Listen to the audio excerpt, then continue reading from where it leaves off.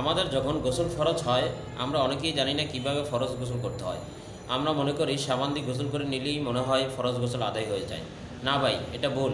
আপনি যতক্ষণ পর্যন্ত সঠিক নিয়মে ফরজ গোসল আদায় করবেন না ততক্ষণ পর্যন্ত আল্লাহ তাআলার দরবারে আপনার কোনো ইবাদত কবুল হবে না। তাই আসুন এই গুরুত্বপূর্ণ মাসালাটি জেনে নেই। ভিডিওটি না টেনে সম্পূর্ণ দেখবেন। এক নম্বরে আপনার শরীরে যে স্থানে নাপাক লেগেছে সেই স্থানটি ভালোভাবে ধুয়ে নেবেন। দ্বিতীয় নম্বরে নামাজের মতো উজু করে নেবেন, শুধু পা দেওয়া ব্যতীত। তৃতীয় নম্বরে ভালোভাবে গোসল করে নেবেন। শরীরে যতগুলো প্রকাশ্য অঙ্গ আছে সব জায়গায় যেন পানি পৌঁছায়। যদি কোনো অংশ শুকনো থাকে তাহলে আপনার ফরজ গোসল আদায় হবে না।